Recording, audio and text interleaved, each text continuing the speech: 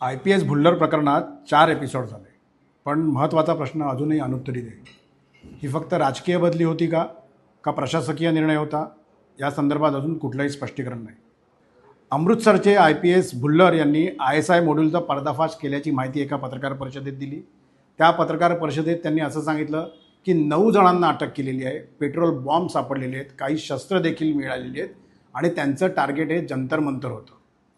त्यानंतर त्यांची तातडीने बदली करण्यात आली. ही बदली प्रशासकीय होती असं सरकारने म्हटलं. नक्की काय होतं हे अजून देखील स्पष्ट झालेलं नाही.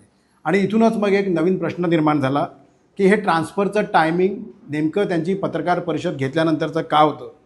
सरकारने तर सांगितलं की हा प्रशासकीय निर्णय आहे, पण राजकीय विरोधक हे मानायला तयार नाही आहेत. अर्थातच तपास पूर्ण झाल्यावरती सर्व चित्र स्पष्ट होणार आहे. आज आपण पंजाब फाईल्सचा फायनल एपिसोड केलेला आहे. याच्या आधीच्या 4 एपिसोडमध्ये मी तुम्हाला टाईमलाईन सांगितली होती.